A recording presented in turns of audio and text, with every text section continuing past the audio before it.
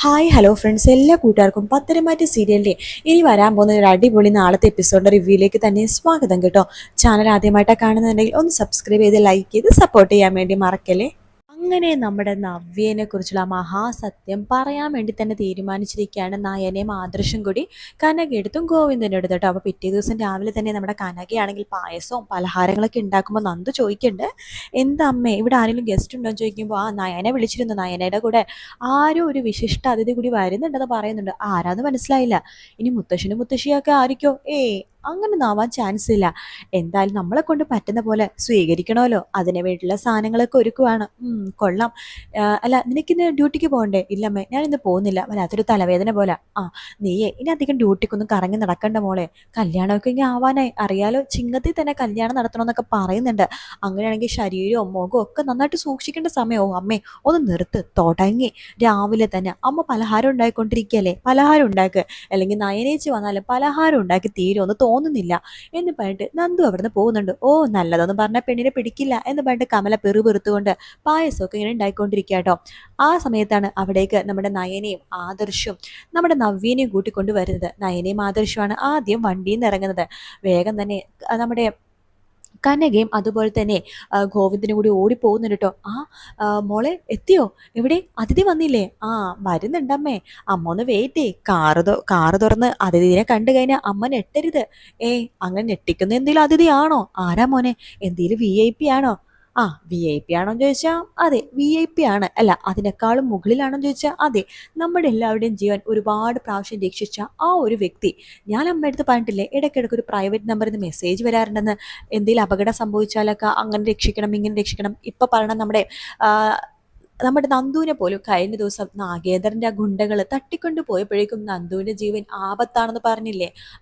അതെ, ആ വ്യക്തി, ആ പ്രൈവറ്റ് നമ്പറിന്റെ യഥാർത്ഥ ഉടമേനെയാണ് ഞങ്ങൾ കൊണ്ടുവന്നിരിക്കുന്നത്. അപ്പോ വലിയൊരു VIP തന്നെയാണ് അല്ലേ? അതെ അതെ. അല്ല, ഈ VIP പെണ്ണാണോ ആണാണോ? പെണ്ണാണ്. ഇനി അമ്മയടുത്ത് സംസാരിച്ച് നിൽക്കേണ്ട, അമ്മയുടെ കാണിച്ചു കൊടുക്കാം. അതെ, ഇറങ്ങിപ്പോര് എന്ന് പറയാണ് നമ്മുടെ നയന. നവ്യ ഡോറ് തുറന്ന് ഇറങ്ങി വരുവാട്ടോ. അത് കാണുമ്പോൾ എല്ലാവർക്കും ഷോക്കാവാണ്. നവ്യ, ഇവളെന്താ മോളെ ഇങ്ങോട്ടേക്ക് എന്ന് കനക ചോദിക്കുമ്പോഴേക്കും നയന പറയുന്നുണ്ട്, അല്ല അമ്മയടുത്ത് ഞങ്ങൾ പറഞ്ഞില്ലേ ആ VIP പ്രൈവറ്റ് നമ്പറിൽ മെസ്സേജ് അയക്കുന്നത്, അത് വേറെ ആരുമല്ല, നമ്മുടെ പ്രിയപ്പെട്ട നവ്യേച്ചിയാണ്. നവ്യയോ? അതേമേ, ആള് അബിനെ കുറിച്ചുള്ള സത്യങ്ങളൊക്കെ നേരത്തെ അറിഞ്ഞു. പക്ഷെ നമ്മുടെ ആർത്തും പറഞ്ഞില്ല. അബിക്കുട്ടൊരു പണി കൊടുക്കാനും നമ്മളെയൊക്കെ രക്ഷിക്കാനും വേണ്ടിയിട്ടുള്ള ഒരു അഭിനയമായിരുന്നു ചേച്ചി കാണിച്ചു കൂട്ടിയത്. ഈ ഒരു 6-7 മാസമായിട്ട് എൻ്റെ പൊന്നുമോളെ നിന്നെ ഞങ്ങൾക്ക് മനസ്സിലാക്കാൻ പറ്റിയില്ലല്ലോ എന്ന് പറഞ്ഞിട്ട് നമ്മുടെ കനകയും ഗോവിന്ദനും കൂടി നവ്യേനെ ചേർത്ത് പിടിക്കാട്ടോ. അതിനുശേഷം ആദർശ് പറയണ്ട്, അതെ ഞാനൊരു ഉച്ചയാകുമ്പോഴേക്ക് എത്താം, കുറച്ച് പണിയുണ്ട്. ചിങ്ങോക്കെ അല്ലേ, ജ്വല്ലറിയിൽ കുറച്ച് പണിയുണ്ട്. ഞാൻ ഊണിൻ്റെ സമയമാകുമ്പോഴേക്കും വന്നോളാം എന്ന് പറഞ്ഞിട്ട് ആദർശം അവിടുന്ന് പോവാണ്. ശേഷം നവ്യേനെയും നയനേനെയൊക്കെ നല്ല രീതിയിൽ തന്നെ സ്വീറ്റ്സും പായസവും ഒക്കെ കൊടുത്ത് സ്വീകരിക്കുകയാണ് നമ്മുടെ കനകയും ഗോവിന്ദനും കൂടി ചേർന്ന്. അങ്ങനെ അമ്മയും മക്കളൊക്കെ കൂടി ഒന്നായിട്ടോ. നന്ദുക്കും ഭയങ്കര സന്തോഷമാണ്. നന്ദുവിന് തൻ്റെ 2 ചേച്ചിമാരും വാക്ക് കൊടുക്കുകയാണ്, ദേ നിനക്കുള്ളതാണ്. ഞാൻ ഈ 2 ചേച്ചിമാരും അനന്തപുരിയിൽ ഉണ്ടെന്നുണ്ടെങ്കിൽ തീർച്ചയായിട്ടും നിന്നെയും അനന്തപുരിയിലെ മരുമകളായിട്ട് ഈ ചേച്ചിമാർ കൊണ്ടുവന്നിരിക്കും മോളെ. ഇത് ഞങ്ങൾ നിനക്ക് തരുന്ന വാക്കാണ് എന്ന് പറഞ്ഞിട്ട് നയനെ നന്ദുവിനെ വാക്ക് കൊടുക്കുന്നുണ്ട്. അനിയുടെ നന്ദുവിൻ്റെ വിവാഹത്തിന് എല്ലാ സപ്പോർട്ടും ചെയ്യാമെന്നും അവരുടെ വിവാഹം നടത്താൻ സഹായിക്കാമെന്നും ഒക്കെ വാക്ക് കൊടുക്കുകയാണ്. നന്ദുക്കും ഭയങ്കര സന്തോഷമാവട്ടെ, തൻ്റെ 2 ചേച്ചിമാരും തൻ്റെ കൂടെ ഉണ്ടല്ലോ എന്ന് അറിയുമ്പോൾ നന്ദുക്ക് ഭയങ്കര സന്തോഷമുണ്ട്.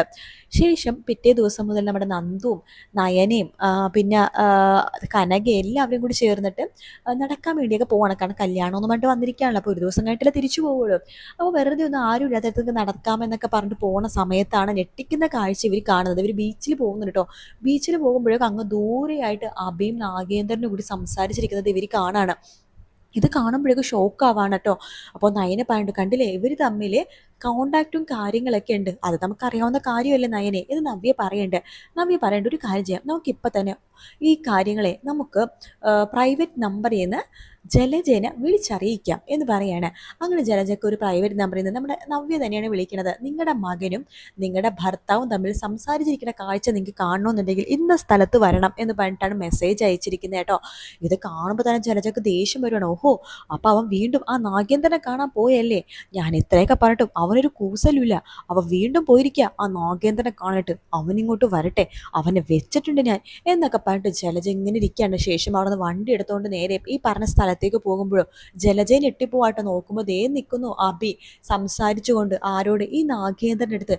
ജലജ പൊട്ടിത്തെറിച്ചുകൊണ്ട് വേഗം തന്നെ നാഗേന്ദ്രൻ്റെ അടുത്തേക്ക് പോവുകയാണ്. ഇതെല്ലാം കണ്ടുകൊണ്ട് കനകയും ഈ നന്ദും നയനയും നവ്യ മാറി നിൽക്കുന്നുണ്ട്. ഇവർ സംസാരിക്കുന്നത് ഒന്ന് അറിയാനും എന്തൊക്കെയാണ് നടക്കണേന്ന് അറിയാനൊക്കെ ആയിട്ട്.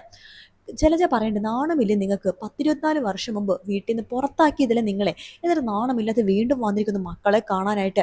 ദേ നിങ്ങളുടെ ഈ മകൻ അബി, ഇവനെ കൊണ്ട് തന്നെ നിങ്ങളെ ഞാൻ ചടങ്ങൊക്കെ ചെയ്യിപ്പിക്കണോ, മരണാനന്തര ചടങ്ങൊക്കെ ചെയ്യിപ്പിക്കണോ? അങ്ങനെ വേണ്ടാന്നാണെങ്കിൽ എൻ്റെ മക്കളെ നിങ്ങൾ ഇനി കണ്ടുപോകരുത് എന്നൊക്കെ പറഞ്ഞിട്ട് ജലജ അബീൻ്റെ മുഖത്തേക്ക് ഒരു ഒറ്റ അടി വെച്ച് കൊടുത്തതിന് ശേഷം അവിടെ നിന്ന് കൂട്ടിക്കൊണ്ട് പോവുകയാണ്. അവർ പോയി കഴിയുമ്പോഴേക്കും നമ്മുടെ നാഗേന്ദ്രനെ വല്ലാത്ത എന്തോ ഒരു വിഷമം പോലെ ആവുന്നു കേട്ടോ. കാരണം എപ്പോഴും ചെയ്യാത്ത കുറ്റത്തിന് പഴി കേൾക്കേണ്ടി വരും, ചെയ്യാത്ത കുറ്റത്തിന് വഴക്ക് കേൾക്കേണ്ടി വരുന്ന ഒരു ഇതായി പോയല്ലോ തൻ്റെ ജീവിതം എന്നാലോചിച്ചിട്ട് നാഗേന്ദ്രൻ അവർ പോയെന്ന് മനസ്സിലായി കഴിയുമ്പോൾ, അവിടെ ആരും ഇല്ലെന്ന് മനസ്സിലായി കഴിയുമ്പോൾ പൊട്ടിക്കരയാട്ടോ. നവ്യയും നയനയും നന്ദും ഒക്കെ ഇത് കാണുമ്പോൾ പറയുന്നുണ്ട്, ഇയാൾ ഇത്രയും ധൈര്യശാലി ഇല്ലാത്തൊരു മനുഷ്യനാണോ, ഇയാൾ ഇതുപോലെ കരയുമെന്നൊക്കെ ഒരിക്കലും വിചാരിച്ചില്ല. അപ്പം അതിനർത്ഥം അയാളെ വിഷമിപ്പിക്കുന്ന തരത്തിൽ എന്തൊക്കെയാണ് ജലജ സംസാരിച്ചു പോയിരിക്കുന്നത്. അവരുടെ വായന വർത്താനം നമുക്കറിയാലോ. ഇയാൾ തെറ്റ് ചെയ്തിട്ടില്ലെന്ന്. നയനെ നീ പറഞ്ഞത് സത്യമാണെന്ന് എനിക്കിപ്പോൾ തോന്നുന്നുണ്ട് എന്ന് നവ്യ പറയാണ്. നയന പറയണ്ട്, ചേച്ചി ഇനി ചേച്ചിക്ക് മാത്രമേ ആ സത്യം മനസ്സിലാക്കാൻ സാധിക്കുകയുള്ളൂ. എന്ത് സത്യം മോളെ? അല്ല, ഇങ്ങേരെ എന്തിനെയാണ് വീട്ടിൽ നിന്ന് പുറത്താക്കിയെന്ന്? ജ്വല്ലറിനെ പുറത്താക്കിയതിൻ്റെ കാര്യം അറിയാലോ, ആ ഓസ്ട്രേലിയൻ നെക്ലസിൻ്റെ കഥ. അതെനിക്ക് മനസ്സിലായി. അതെ, ഈ നാഗേന്ദ്രൻ്റെ വായിന്ന് ചേച്ചി തന്നെ അതൊക്കെ ചോർത്തിയെടുക്കണം. എന്തിനാണ് നാഗേന്ദ്രൻ്റെ മുത്തശ്ശെ തറവാട്ടിൽ നിന്ന് ചവിട്ടി പുറത്താക്കിയെന്ന് ചേച്ചിയുടെ അത് പറയാൻ ചാൻസ് ഉണ്ട്.